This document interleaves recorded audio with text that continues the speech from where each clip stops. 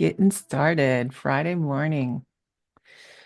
All right, so Meta just announced that they're revolutionizing online safety by removing most of it. It's like they saw all these crime statistics and thought, you know what, this needs less police and more neighborhood Facebook groups. They seem to be moving into something called community notes because if there's one thing we all know, the internet is always known for people that are so thoughtful, very measured in their responses, and dealing with complex issues. So um, I'm here talking with you, Sandy, about this issue. I'm so flabbergasted by this. I want to play the video for us just to see our reaction to it because I know that we have differing views sometimes, and I want to just discuss what you think of this because it's Yeah, let's it's do it. kind of Let's watch the Zook. let's watch Zuck. Exactly. All right, give me one second. I'm gonna pull it up and then we can watch it. All right, here we go. I want to talk about something important today because it's time to get back to our roots around free expression on Facebook and Instagram. I started building social media to give people a voice. I gave a speech at Georgetown 5 years ago about the importance of protecting free expression, and I still believe this today. But a lot has happened over the last several years. There's been widespread debate about potential harms from online content. Governments and legacy media have pushed to censor more and more. A lot of this is clearly political, but there's also a lot of legitimately bad stuff out there. Drugs, terrorism, child exploitation. These are things that we take very seriously, and I want to make sure that we handle responsibly. So we built a lot of complex systems to moderate content. But the problem with complex systems is they make mistakes. Even if they accidentally censor just 1% of posts, that's millions of people. And we've reached a point where it's just too many mistakes and too much censorship. The recent elections also feel like a cultural tipping point towards once again prioritizing speech. So we're going to get back to our roots and focus on reducing mistakes, simplifying our policies, and restoring free expression on our platforms. More specifically, here's what we're going to do. First, we're going to get rid of fact checkers and replace them with community notes, similar to X, starting in the US. After Trump first got elected in 2016, the legacy media wrote non-stop about how misinformation was a threat to democracy. We tried in good faith to address those concerns without becoming the arbiters of truth. But the fact checkers have just been too politically biased and have destroyed more trust than they've created, especially in the US. So over the next couple of months, we're going to phase in a more comprehensive community notes system. Second, we're going to simplify our content policies and get rid of a bunch of restrictions on topics like immigration and gender that are just out of touch with mainstream discourse. What started as a movement to be more inclusive has increasingly been used to shut down opinions and shut out people with different ideas, and it's gone too far. So I want to make sure that people can share their beliefs and experiences on our platforms. Third, we're changing how we enforce our policies to reduce the mistakes that account for the vast majority of censorship on our platforms. We used to have filters that scanned for any policy violation. Now, we're going to focus those filters on tackling illegal and high-severity violations. And for lower severity violations, we're going to rely on someone reporting an issue before we take action. The problem is that the filters make mistakes, and they take down a lot of content that they shouldn't. So by dialing them back, we're going to dramatically reduce the amount of censorship on our platforms. We're also going to tune our content filters to require much higher confidence before taking down content. The reality is that this is a trade-off. It means we're going to catch less bad stuff, but we'll also reduce the number of innocent people's posts and accounts that we accidentally take down. Fourth, we're bringing back civic content. For a while, the community asked to see less politics because it was making people stressed, so we stopped recommending these posts. But it feels like we're in a new era now, and we're starting to get feedback that people want to see this content again. So we're going to start phasing this back into Facebook, Instagram, and Threads while working to keep the communities friendly and positive. Fifth, we're going to move our trust and safety and content moderation teams out of California, and our US-based content review is going to be based in Texas. As we work to promote free expression, I think that it will help us build trust to do this work in places where there is less concern about the bias of our teams. Finally, we're going to work with President Trump push back on governments around the world that are going after American companies and pushing to censor more. The US has the strongest constitutional protections for free expression in the world. Europe has an ever-increasing number of laws institutionalizing censorship and making it difficult to build anything innovative there. Latin American countries have secret courts that can order companies to quietly take things down. China has censored our apps from even working in the country. The only way that we can push back on this global trend is with the support of the US government. And that's why it's been so difficult over the past 4 years when even the US government has pushed for censorship. By going after us and other American companies, it has emboldened other governments to go even further. But now we have the opportunity to restore free expression, and I am excited to take it. It'll take time to get this right, and these are complex systems. They're never going to be perfect. There's also a lot of illegal stuff that we still need to work very hard to remove. But the bottom line is that after years of having our content moderation work focus primarily on removing content, it is time to focus on reducing mistakes, simplifying our systems, and getting back to our roots about giving people voice. I'm looking forward to this next chapter. Stay good out there, and more to come soon.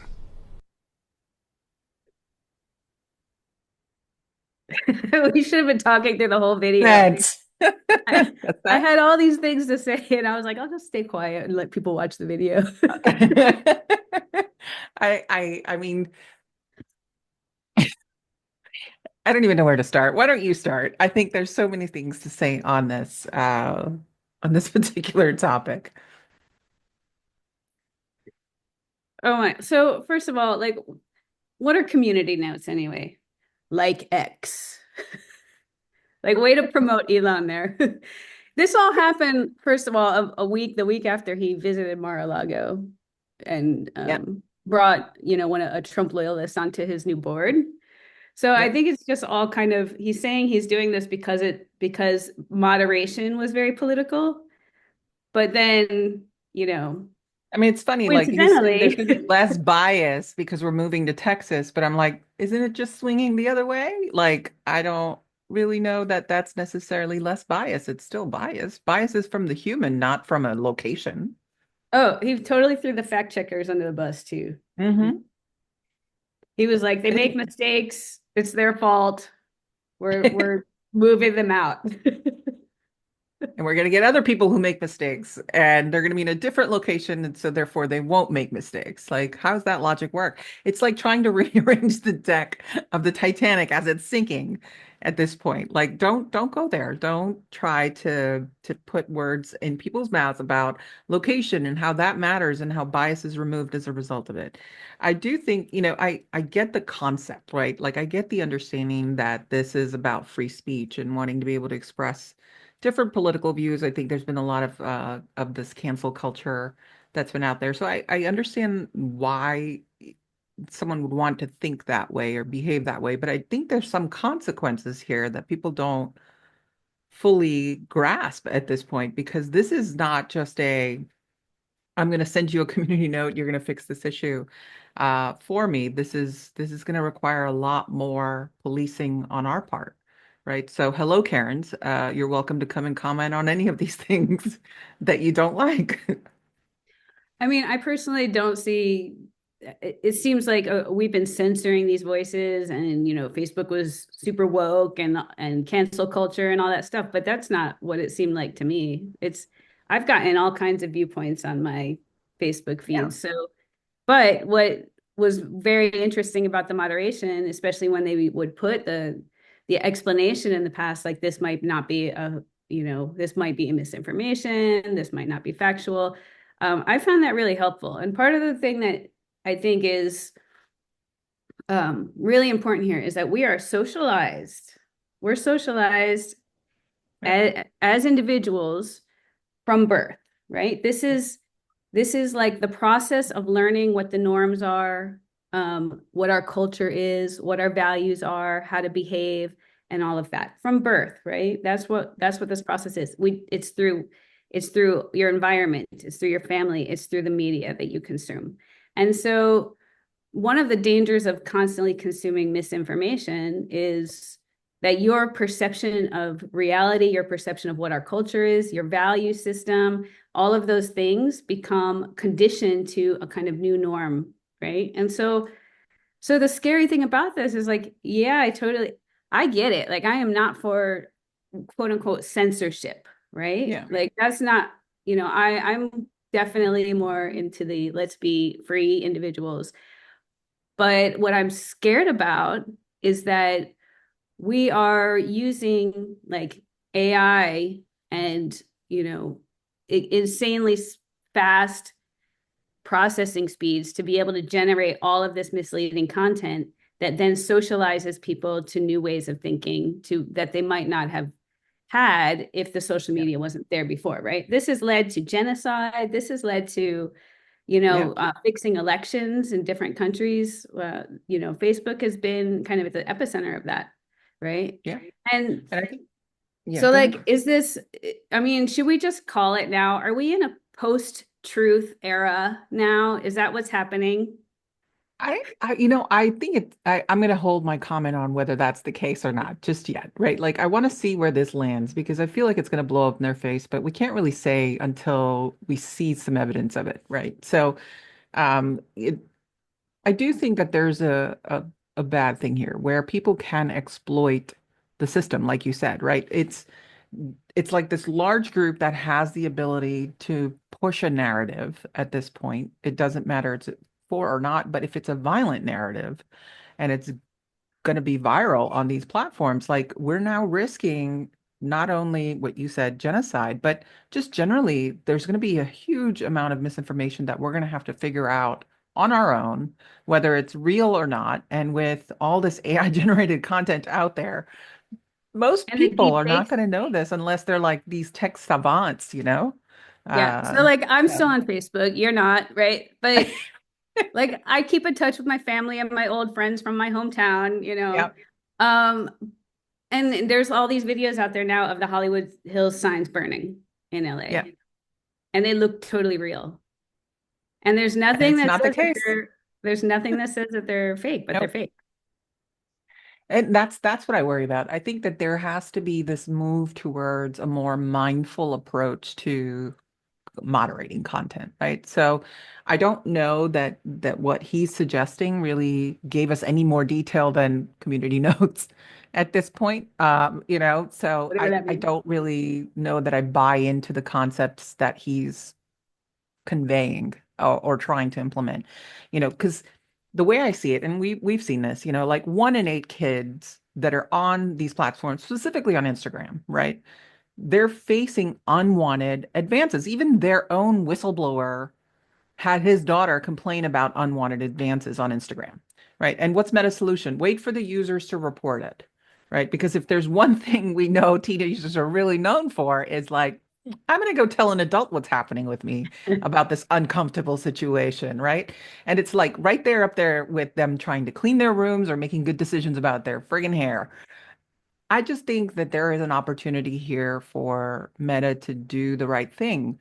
And he contradicts himself in this because Meta is the one who shut down the COSA Act that we were supposed to sign to protect the kids online.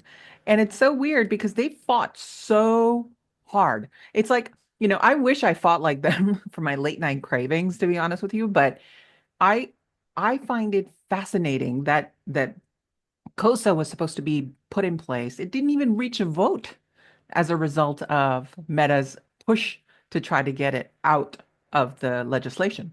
And I get regulation isn't always the best thing, but in this case, it is very important because you'd think child safety for Meta is now like the biggest threat instead of their biggest responsibility, which is an irony based on what he just said in this video, which is, oh, we really do care about the serious issues, but, and then ignore everything I just said, right?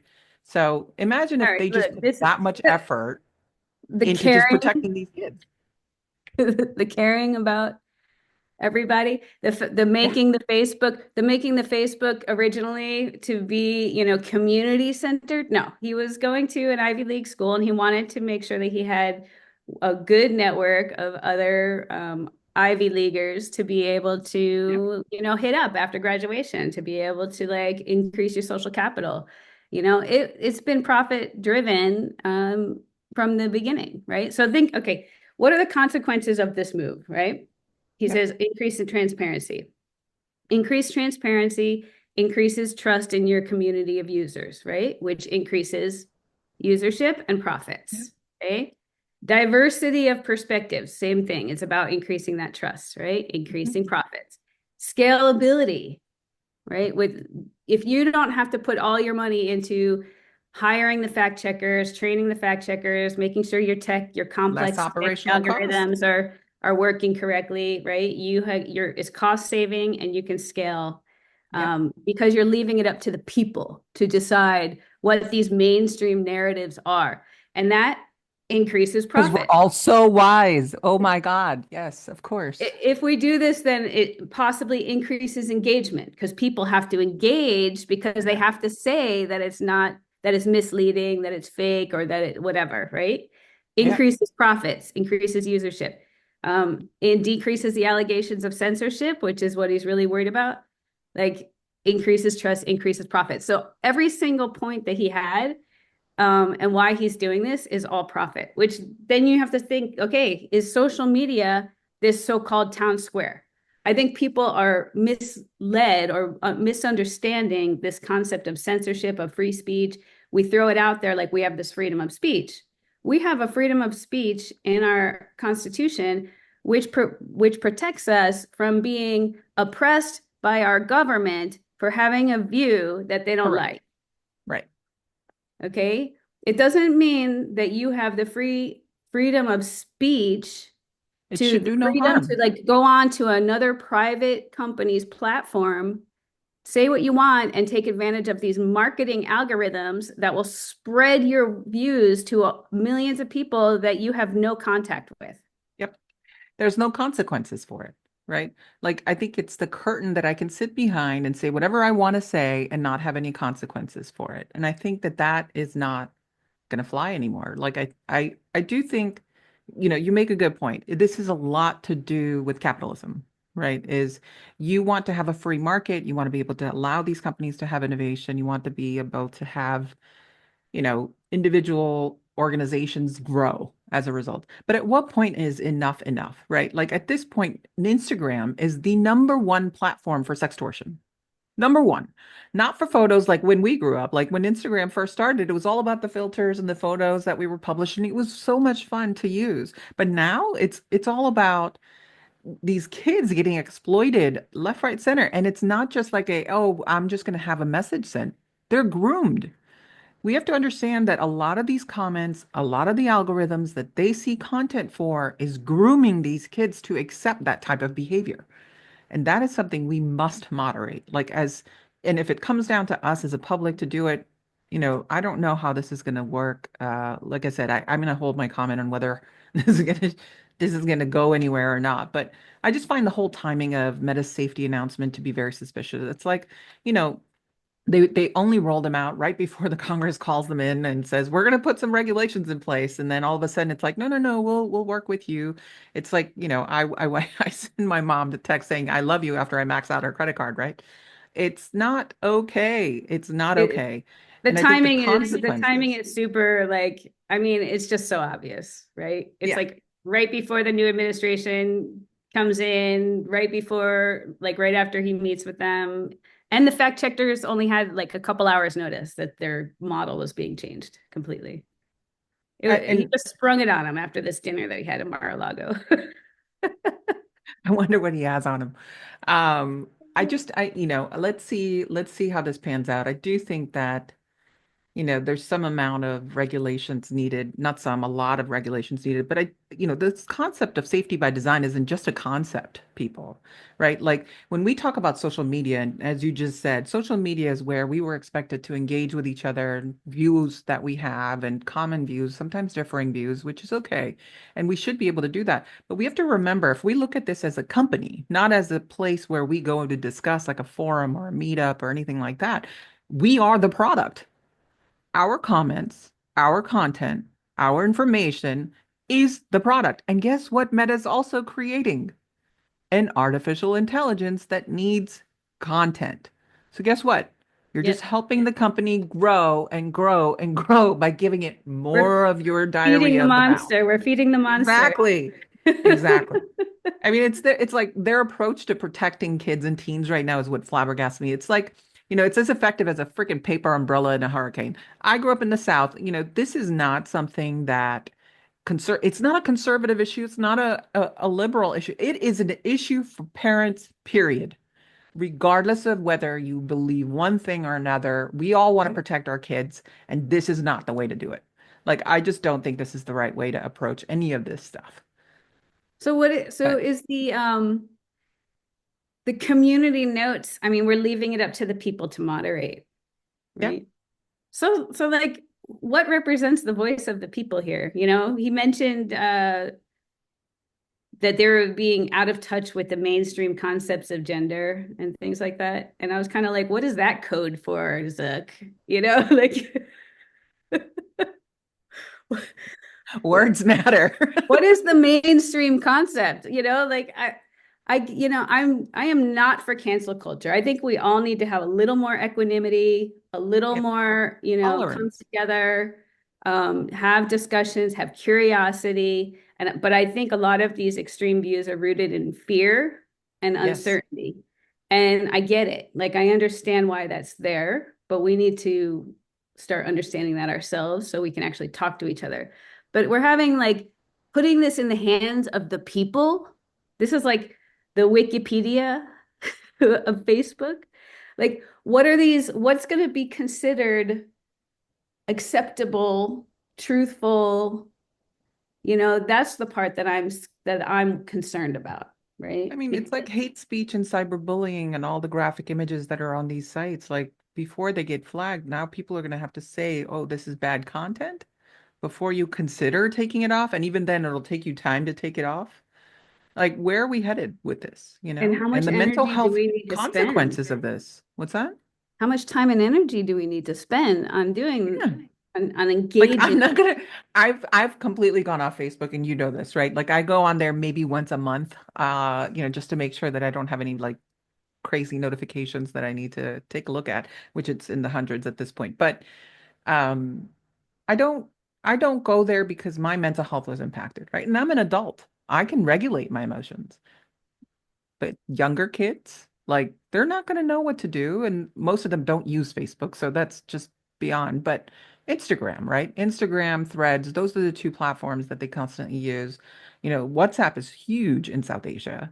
Like, I think a lot of the stuff that we have today that's helping us connect with people is going to be starting to basically become weaponized almost, right? Depending on what content you're consuming or what you're seeing on your posts. I mean, it just gives these cyber bullies the opportunity to come in and comment on random shit like they do today, but just at a much higher virality, We right? just need critical mass. Um, yeah, You have exactly. critical mass, it changes the narrative. It changes what the norm is. It changes the acceptable, like cultural values. Yeah. I do think that there's an opportunity, to educate, to learn. And this is not educate for the public, it's more educate for Meta, right? Where there's opportunities to build in safeguards in a way that can drive freedom of speech, but have the balance of safety and trust at the same time.